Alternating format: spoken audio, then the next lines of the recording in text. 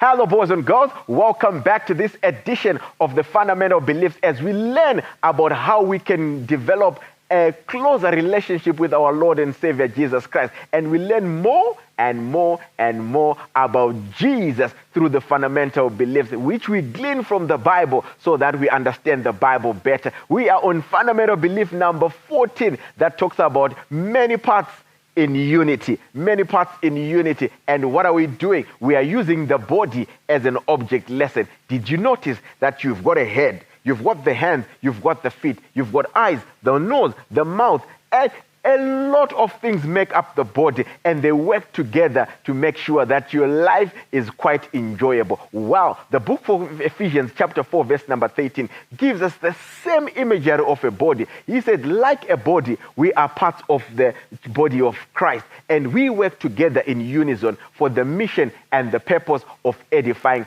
the church. So I want to let you know, boys and girls, you have a part to play in the church, and never ever underestimate yourself. You see this small finger, it has a part. You know, the hand cannot really hold when this finger is not feeling well. So we work together in unison. God has given us pastors, He has given us elders, He has given us preachers, He has given us deacons, He has also given us you, so that we work together to edify the church. Everyone has a part to play. The church is actually talking about total member involvement. When you and I and my mother, your father, the pastor, the elder, the deacon, when we work together in harmony, we are going to bring the purpose and the mission of church to fruition. So I want to let you know, boys and girls, you have a part to play. Every part of the body has its own purpose. You know what? At one time, I never knew that, when you look at your eyes, you've got eyebrows.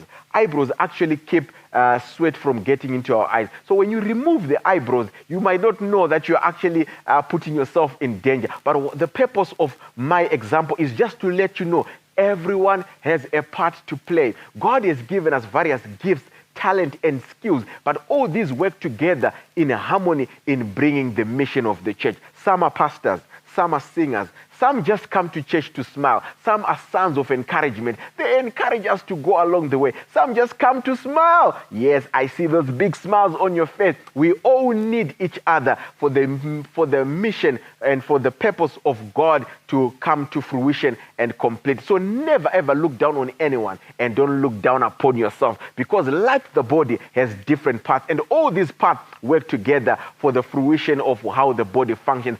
So is the body of Christ, and you and I and everyone around us, we play a pivotal role in making sure that the mission of the church come to fruition. So what are you waiting for? Put your skills, put your gifts, put your talents and all that God has deposited in you for the edification of the church, because we are like many parts, but like a body, we work together in making sure that the world knows that Jesus says, and he says to the uttermost. Our eyes are closed, our heads are bowed. Shall we pray? Our Father who art in heaven, we want to thank you because you are our God. And thank you for reminding us through the body that we can work together in making sure that the mission of the church is reached and it has come to fruition. Help the little boys and girls who are under the dictates of my voice to know that they have a part to play in the mission of the church. Bless us now and forevermore. In Jesus' name we do pray. Amen. So boys, I don't know what you're waiting for. Tell your friends and your other friends that we have a part to play in the mission of God. Just like the body has many parts, all parts play different roles.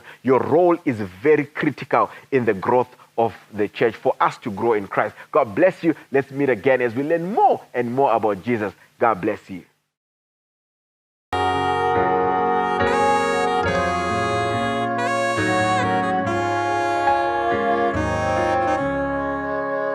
When he cometh,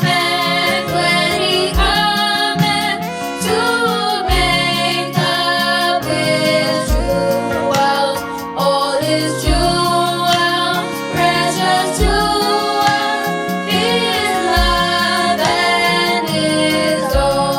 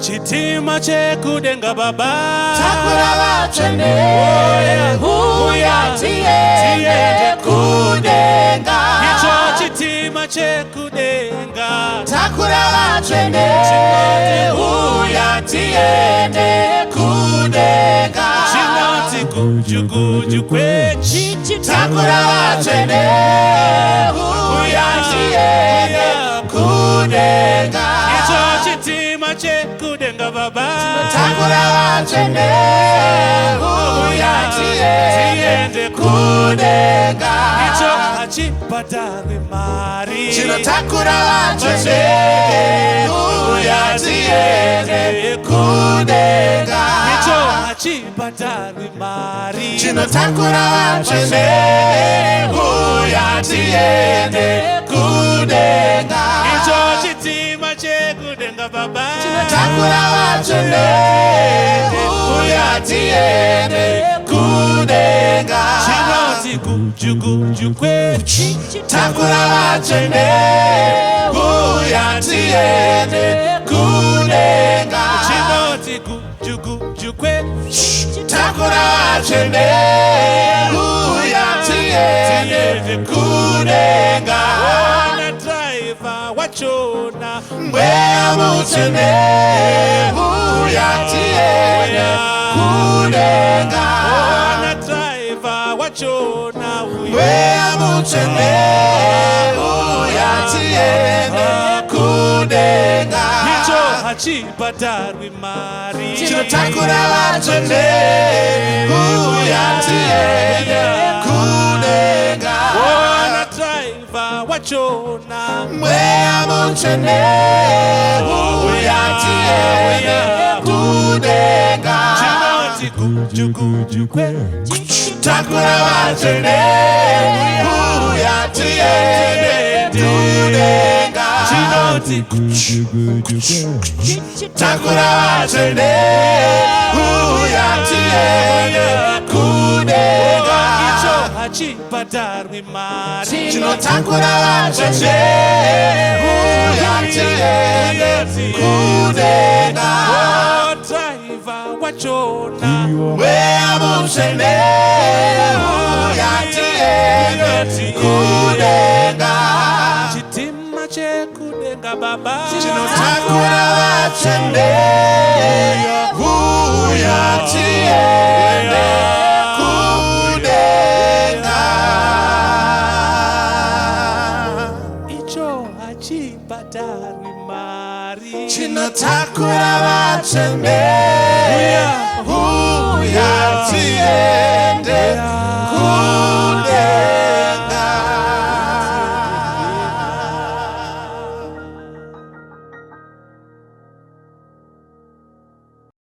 kana ndiri mutadzi Jesu akandifira wakafa kuti ini ndichagara kudenga sena wani pamuti ndinopona na Jesu harudoro rwa Jesu runopinda pamsoro runotama senyanza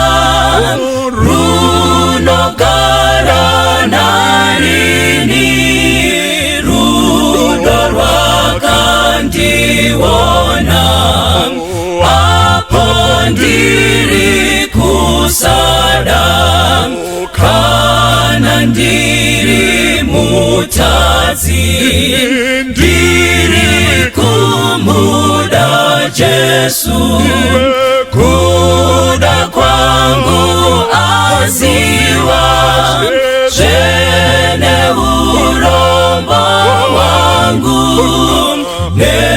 neupenyu nemoyo Jesu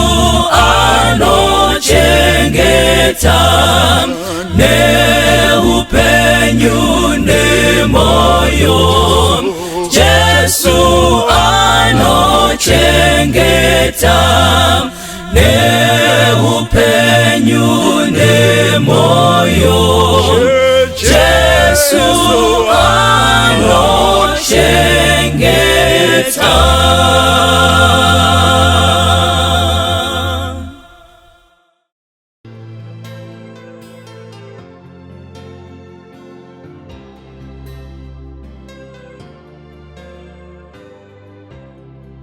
Makadi vatereri, toda kutendai nenguva yamuri kuwana yekudzidza soko raMwari.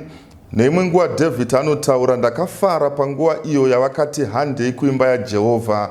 Toda kutenda nebhaibheri soko raMwari. Po anotaura kuti vakomana masoko iwawa aya kaivhangeri risingafaniri kunyadzisa. Anotaura anoti handinyare nevhangeri nekuti isimba rekuponesa mweya. Musoro wenyaya panguva ino unoti nyasha dzinoshamisa.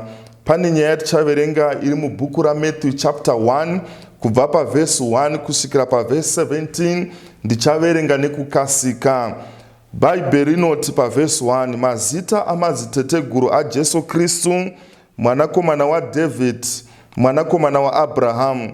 Abhrahamu akabereka Isaki, Isaki akabereka Jakobho, Jakobho akabereka Judha navanun'una vake.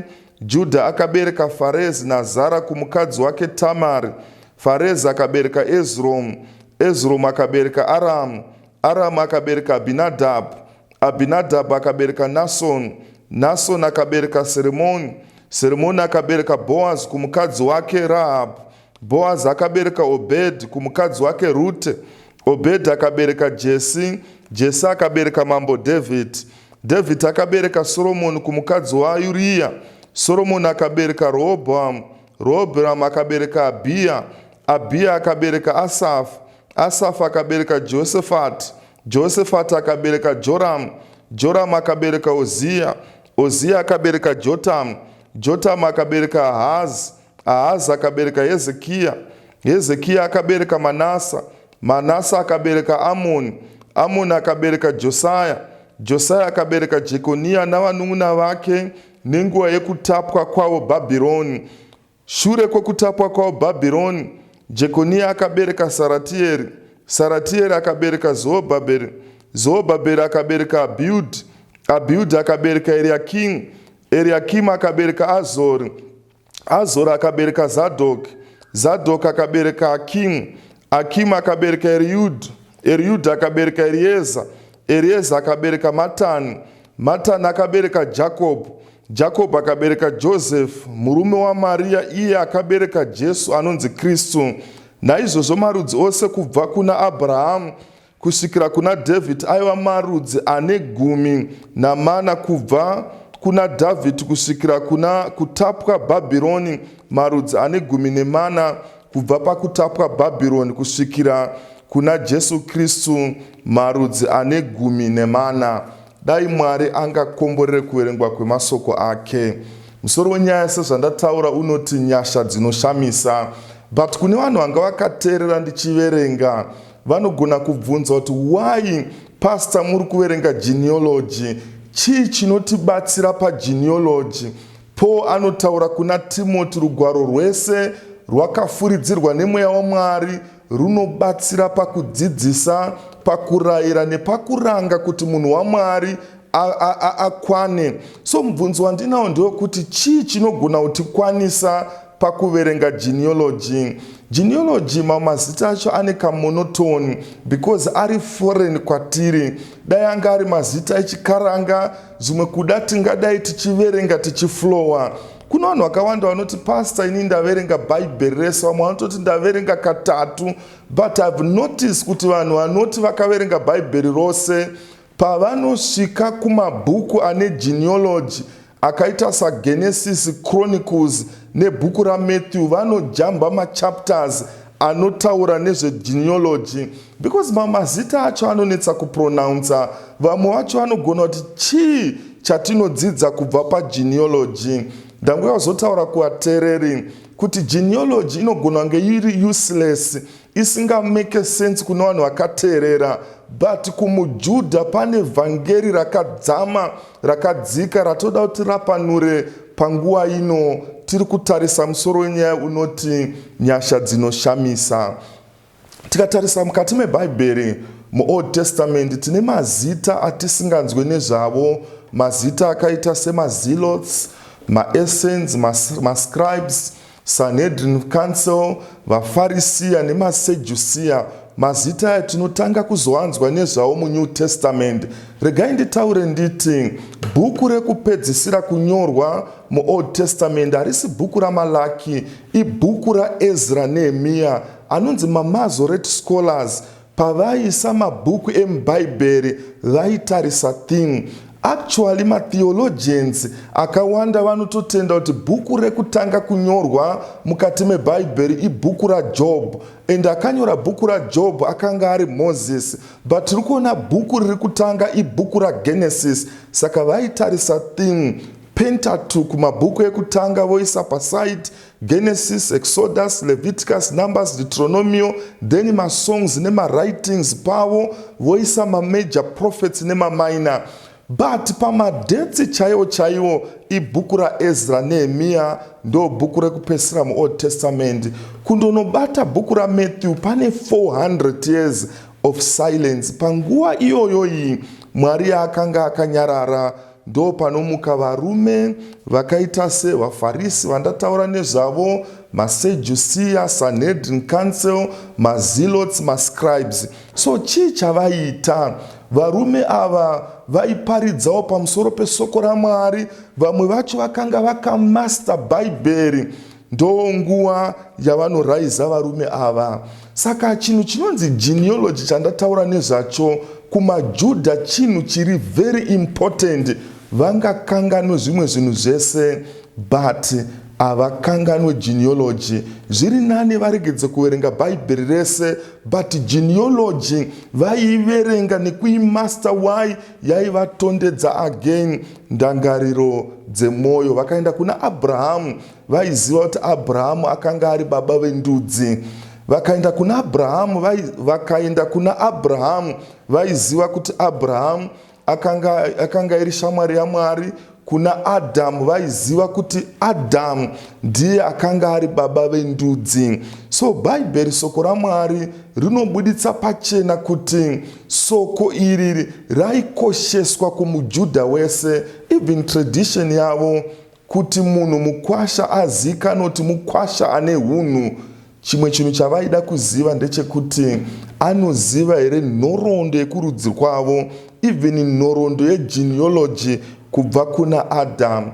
Nyangwe muroora kuti vazive kuti ane tsika aifanira kunge achiziva genealogy. Saka mama qualifications aidiwa kuti munhu apinde mumasects aya, whether mufarisi, musedhusia, muzealot, muscribe, muessence, aifanirwa kunge achiziva genealogy yekwake, akainanganidza nekuimaster. Westill sezvandataura mukwasha aifanira kunge achiziva at least 14 generations kubva kuna Adamu. Adamu akabereka Sethi, Sethi akabereka Enos, Enos akabereka Kenan, Kenan akabereka Mahalalel, Mahalalel akabereka Gerard, Gerard akabereka Lamek, Lamek akabereka Noah. Vodonongodza, then kana achinge arova at least 14 generations, vaiziva kuti munhu uyu akanga ane hunhu. Saka pamaJewish sects ese aya andataura nezvawo pane yainzi Sanhedrin Council. Remember nyaya iyi yakaitika mumazuva eumambo hwepagan Rome, yakatongwa nana Augustus Caesar, vana Julius Caesar, vana Tiberius Caesar. Saka umambo uyu wakapa some powers kuSanhedrin Council. Saka Sanhedrin Council yaipindwa nevarume 70 vakanga vasina chavanopomerwa. Wechi71 wacho akanga ari high priest. Saka varume ava vane mhosva dzavaitonga diki, dzavaipiwa kuti vatonge neRoman Empire. Rimwe basa ravaita again, vaita basa seraitwa naRegistrar General. I think muZimbabwe akanga ari very popular, ndivatoba vamudede. Ndo vaichengeta mabirth certificate, madeath certificate nemamwe marecords. Ndo rimwe basa raitwa neSanhedrin Council. But vana baba nana mai, vakomana nevasikana vakateerera, umu muSanhedrin Council maipindwa nevarume vakanga vasina chavaipomerwa, murume womudzimai umwe chete. Varume vakanga vari very spiritual to an extent yekuti vamwe vachoka they were too heavenly minded. but of no earthly use. I've noticed kuti mulife kuno vamwe vanhu vari too heavenly minded but of no earthly use. Varume ava vaitotya kutonosvipa pane huswa because vaitya kuti kana mate avo akaenda kana pane seed kana tumbeu pakangoita germination bedzi vashanda nemusi wesabata. Huku yaiti kakandira mazai nemusi wesabata, vaipwanya mazai acho, huku yacho yaibva yaurayiwa. Why yakanda mazai nemusi wesabata? Varume vakanga vari too spiritual, too heavenly minded but of no earthly use. Saka vari 70, wechi 71 wacho akanga ari high priest. Sezvandataura vaichengeta marecords egenealogy. Saka any family, vekwamutemeli, vekwamoyo, vekwamulambo, vekwamuchimuti, vaiuya nemarecords. Mukuru wekwavo aiuya nescroll ine mazita ese ekumhuri kwavo vonosubmita kuSanhedrin Council. Saka pane zvinhu 4 zvavaisatendera kuti zvipinde mumarecords egenealogy no matter what man. Saka maendesa mazita aya, whether iscroll, ibhuku, maendesa kuSanhedrin Council vari 71 vainanganidza. Maiziva here kuti muchechi varipo vamwe vanhu vanonanganidza zvitema zvedu? Pane zvimwe zvitema, zvimwe zvacho takazviita kare tikatokanganwa. Kuno vamwe vanhu vasina kukanganwa vanotoziva madetsi patakazviitira zvitema zvacho. They know everything. Ndo zvaitwa nevarume vainanganidza. Saka pane zvinhu 4 zvaisafanira kupinda mumarecords egenealogy. Number 1, vaisatendera kuti mupinde mazita evana. Musoro wenyaya uri kuti Amazing Grace. Ndofunga pandaverenga Matthew chapter 1 passage kubva paverse 1 kusvika pa17, taona kuti pane mazita evana. Umwe wacho ari kutobuda ari mwana ndiJesu Kristu, ari kunzi mwanakomana waJoseph. It was a taboo. Pese paitwa census, paiverengwa vanhu, paisapinda mazita evana, but Jesu ari kuapia ari mwana mudiki. Maiziva here kuti kune maJudha up to now avaverenge New Testament. Problem iri kutangira pana Matthew chapter 1 pa verse 1. Why?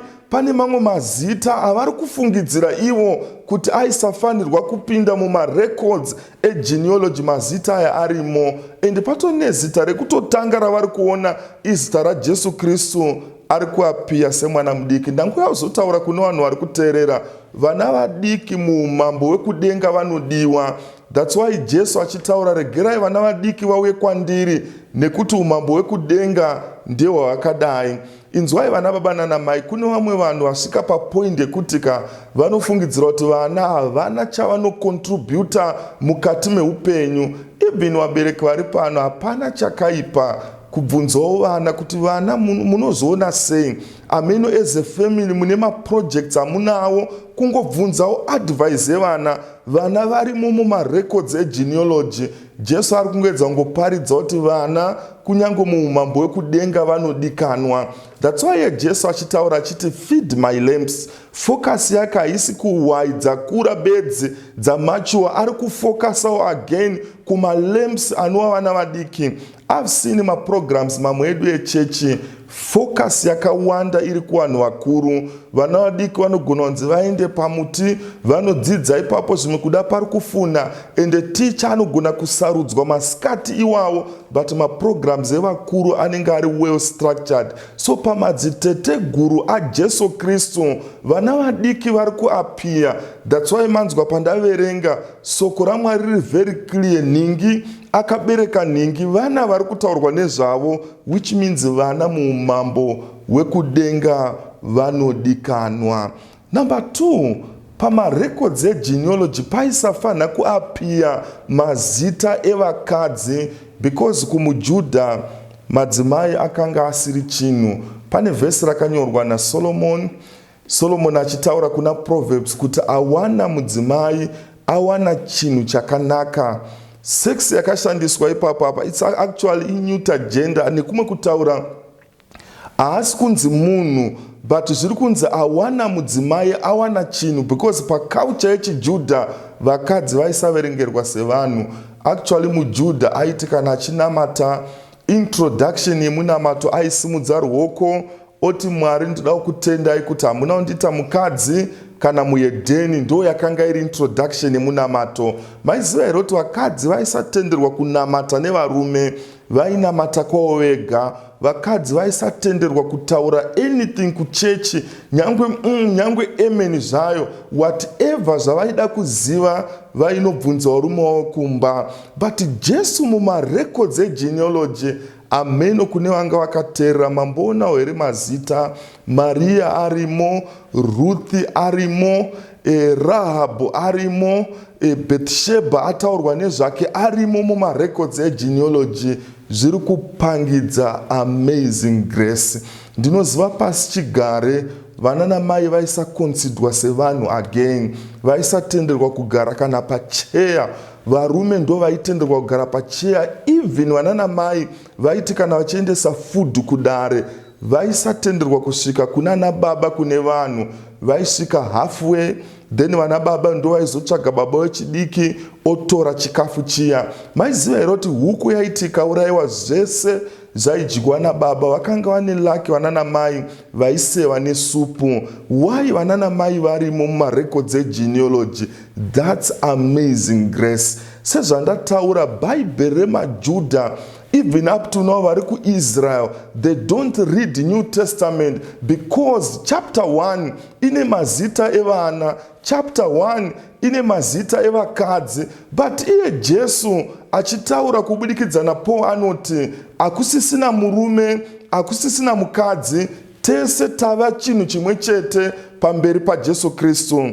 Acts chapter 2 paverse 17 bhaibheri inotaura Mwari anoti nemazuva ekupedzisira ndichadururazve mweya wangu pamusoro penyama yose, vanakomana nevanasikana vachaprofita. Word rakashandiswa rekuti vachaprofita hakusi kuti vachataura nhamba dzefoni dzevanhu vasingazive, vachataura maID nhamba dzevanhu. No, kuprofita kuri kutaurwa uku vachaparidza nezvaJesu.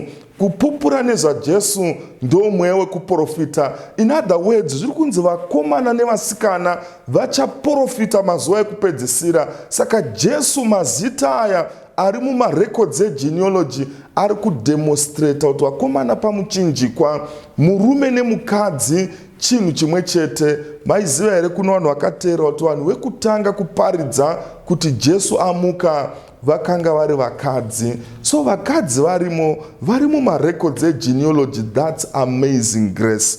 Chiri kurangarira kunzvimbo imwe yandakapasta, kuno vana namai vanozvitarisira pasi. If ever notice, vana namai vanogona kuita musangano wavo crusade powerful for 2 weeks, but vana namai vane feeling yekuti musi weSaturday no, hatigone kumira pahamende, zvinotoda baba kuti vavharire. Kuna vana namai up to now vanogara vakazvitarisira pasi. Pane imwe nzvimbo yandakapasta, kuna vamwe mai vaigara vakazvitarisira pasi, vakatonzwa vanhu vari kutaura, ndikutoziva vari kutonyeya inini bedza, hakuna umwe munhu wavari kunyeya. So ndiri kugara kuchiwaridzo, taipfuura nepamakuva epachipadze chiwaridzo. Mai ava vaiti vakapinda mukombe vaitosimukira vachitarisa nepajura voti naimi makuva aya zvaakutozara kuti tichaona nzvimbo yedu. Munoziva kuna vamwe vane minamato ingori negative always. Each time wosimukira tichawana nzvimbo yedu. Sometimes God is so faithful. Kasimetire kanga kari kadiki very small kasati kavharwa, mai avo vakafa vakaona nzvimbo yavo ipapo vakawigwa pasati pazara. Sometimes tinongofunga zvinhu zviri negative always, but Jesu akaisa mazita ekuratidza kuti vana mai nemi makakosha, munodiwa mukati meumambo hwaMwari. Number 3, chimwe chainanganidzwa neSanhedrin Council, maisapinda mazita emaGentiles. Amenti maiziva here kuti maJudha election yavo vaifungidzira kuti yakanga iri privilege, but chavakanga vasingazivi yakanga iri responsibility yekuti vaifanira kuparidza soko raMwari. Ndauya kuzongotaura kune vanhu vane zvigaro, maelders, madikoni, kune vamwe vanenge vakapfeka uniform yavo yemaster guide, vakapfeka hembe dzavo dzeruwadzano. It's not a privilege as such, irresponsibility yekuparidza soko raMwari. So maJudha actually vaisateerera zvaitaurwa nemaGentiles. By the way, pakati peGalilee neJudhea pakanga pane Samaria. Samaria yakanga ine maGentiles. maJudha vaibva kuGalilee vachienda kuJudhea, kuJerusarema, kumutambo, either mitambo yePaseka, Day of Unleavened Bread, oro mutambo wematumba, vaitoenda nekuJordan Valley just kungoavoida kupfuura nemuSamaria. You've ever noticed kuti Jesu paanotaura nemukadzi weSamaria, vamwe vadzidzi vakanga vatiza. Why? Vaisada kupinda munzvimbo, kufamba nemunzvimbo yemaGentiles. Over and above all, Jesu paanotaura nyaya the good Samaritan, abvunza anoti, ko ari good panyaya ndiani?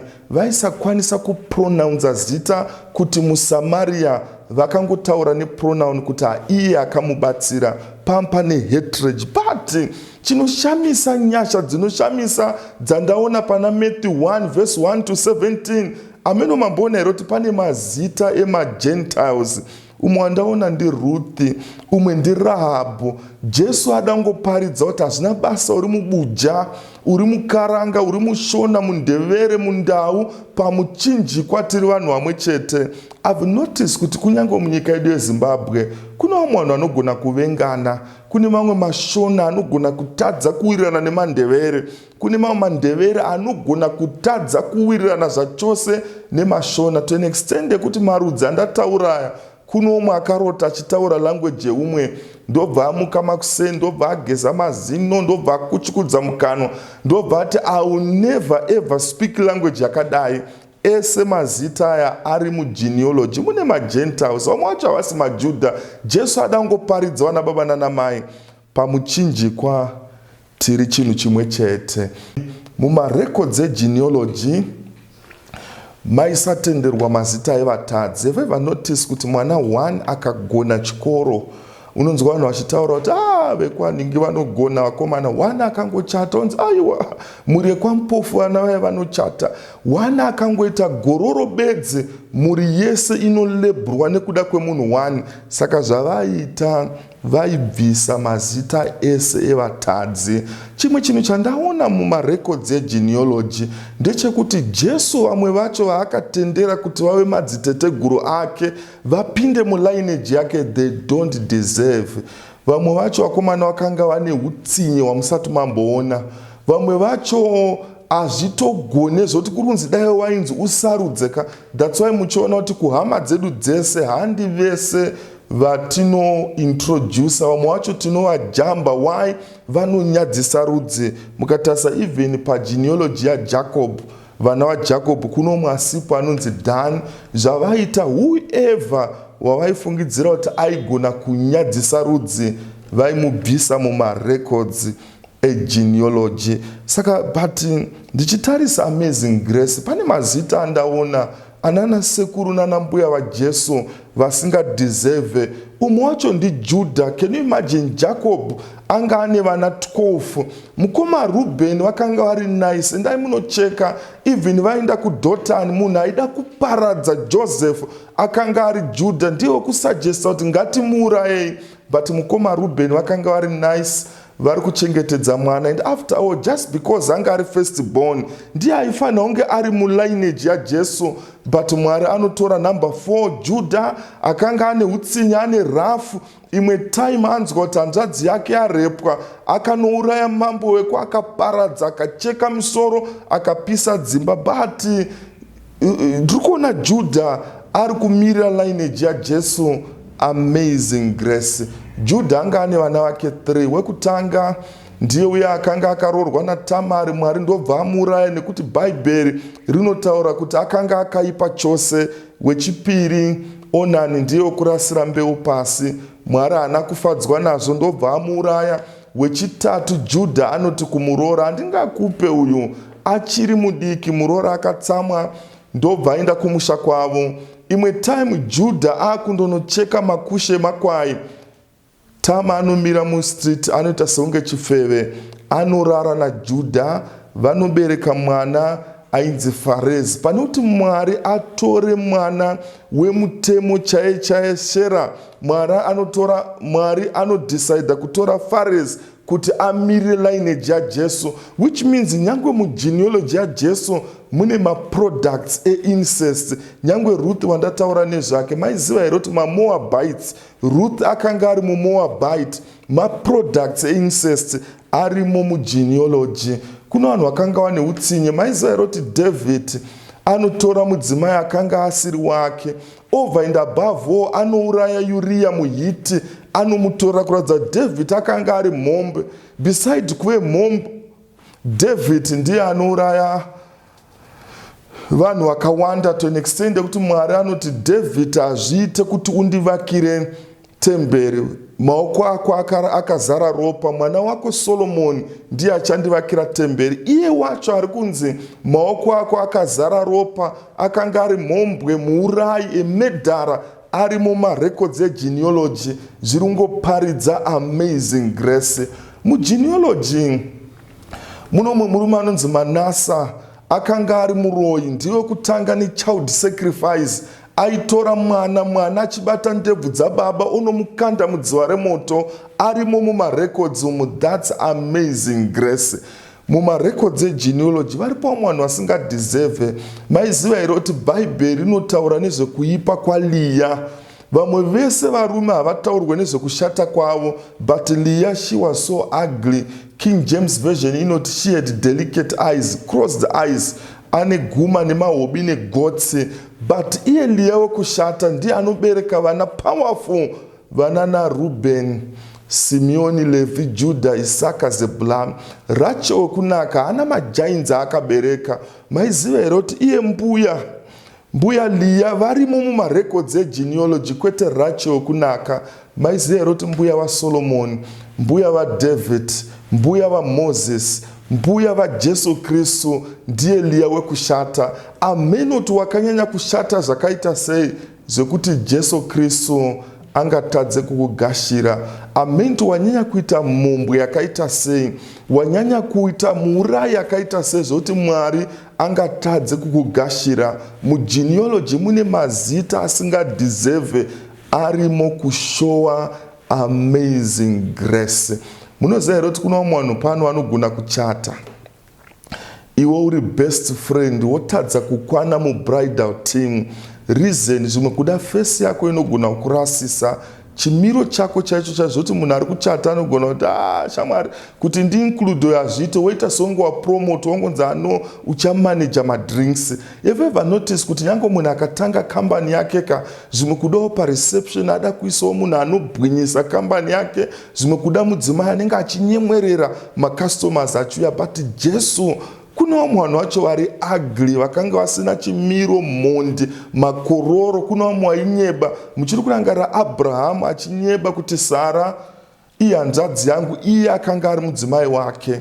Kuna umwe futi ainyeba mwana wake Isaac, anonyeba futi kuti Rebeka iye hanzvadzi haasi mudzimai wangu, kusvikira mambo vatarisa nepawindo vakati ko wandinyebereiko, because katambiro kamuri kuita akaitike kuhanzvadzi nehanzvadzi. So nyaya yekunyeba irimo mugenealogy nekunyeburana again. Muchiri kurangarira iye Jacob anonyeba, anoti ndiye Esau, iye akanga asiri Esau. Vana vake vaenda kumombe vanonyeberawo baba kuti Joseph akabvamburwa neshumba, akabvamburwa nezvikara, yeti Joseph akanga ari mupenyu. Varimo vanovhara. Ende mulife kuna vamwe vanhu vanonyeba wekuti ukamubvunza time nyange iri 12 o'clock anotowedzera either netuma minutes kumberi kana kumashure, kutona vamwe vatoziva kuti akangokosora bedzi akutonyeba.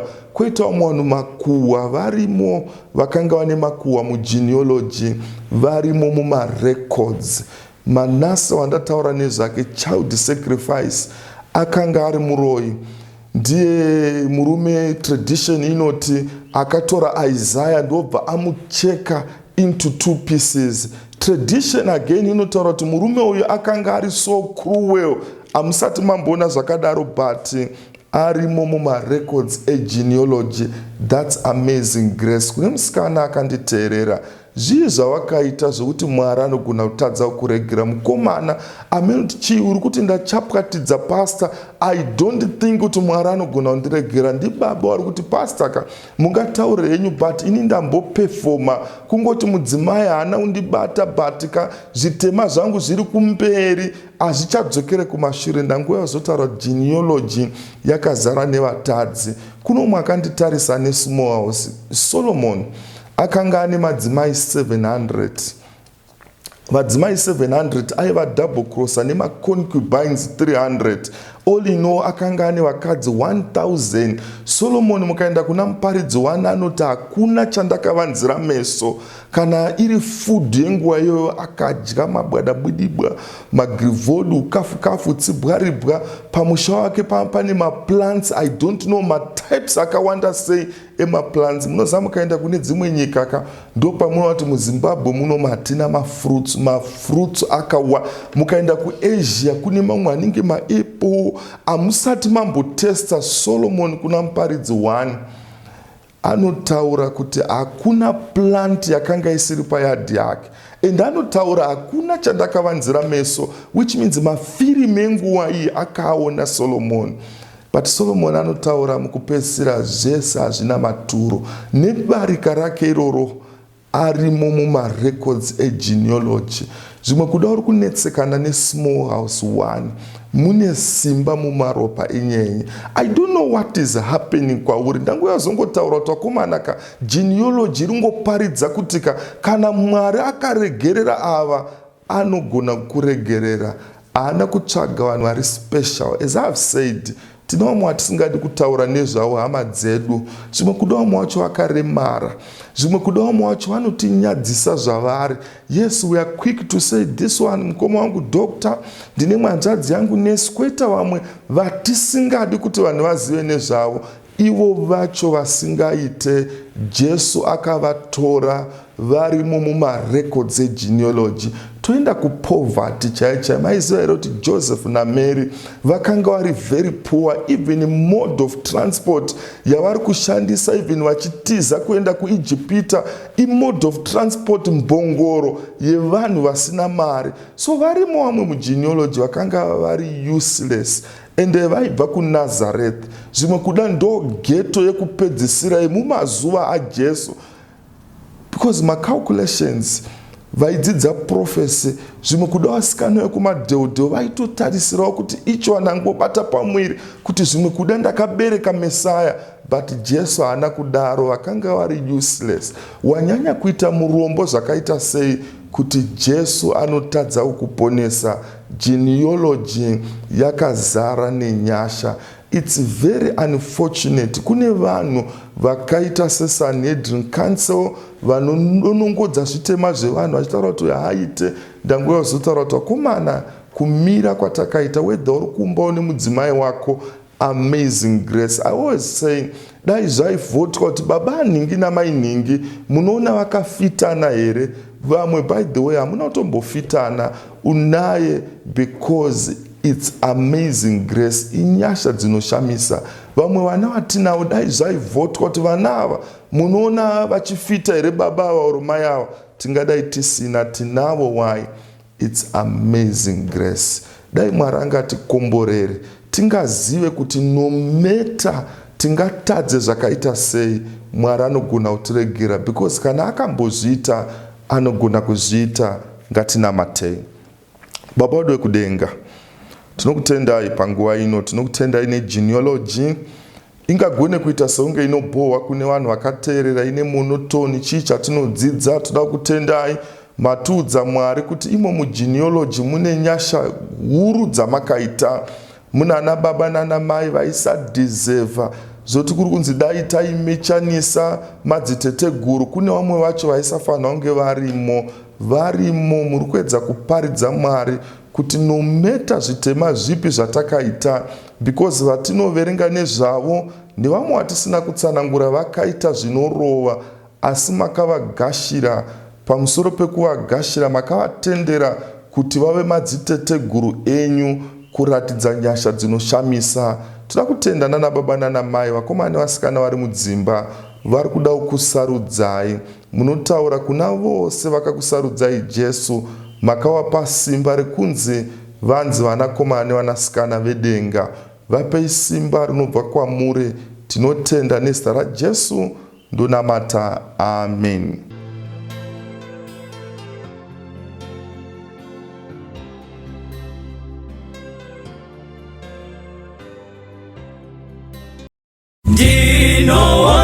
Nanda tukum zimera kazama Jesu tenzi muponesi wakati firayo Timeironda riwanam irorinondi chenesam Kuza tenziro chenesa Kuza tenziro chenesa Dawana upenyuta Nyanzara parake Shitema jese japera Apapa timeyo Timeiro nariwana Irorinondi chenesa Kuza tenziro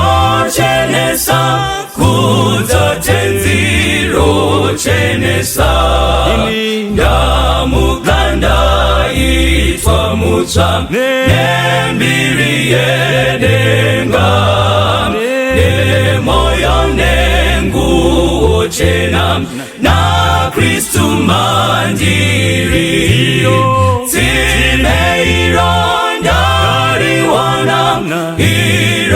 Irorinondi chenesa Kuza tenziro chenesa Kuza tenziro chenesa Chisha misotsi zake ropa rake pasi Muzi wenyi Jesu chete wakati nunura Timeironda riwanam Irorinondi chenesa Kuza tenziro chenesa Kuza tenziro chenesa Timeironda riwanam Irorinondi chenesa Kuza tenziro chenesa Kuza tenziro chenesa Timeironda riwanam Irorinondi chenesa Kuza tenziro chenesa Kuza tenziro chenesa Ndinoda kutaura kuti ndaponeswa ngero paro Pamsana pope mudza wake ndichagara kumushako Ndaponeswa ngero parake renyenye Ndaponeswa Sendichiri mwana wake Ndinofarange kuti Jesu auya kundiponesa Ngekuti kupenya kwakeko kuri kunditungamira Ndaponeswa ngero parake renyenye Ndaponeswa Sendichiri mwana wake Ndinotondera muponesi Ndichiri kufunga ndiye Ndiri kuimba nguva dzese Ngerudo rukuru rwake Ndaponeswa ngero parake renyenye ndaponeswa sendichiri mwana wake, ndichamuona mambo wangu ndoita mutemo wake, achiri kunditungamira dakara kumusha kwake, ndaponeswa ngero para kere nyenye, ndaponeswa sendichiri mwana wake, chiripo chiremba kudenga chinondimirira ini, tichaenda ngekukasika kumusha wake wotenzi, ndaponeswa ngero para kere nyenye, ndaponeswa sendichiri mwana wake, ndaponeswa ngero para kere nyenye, ndaponeswa sendichiri mwana wake.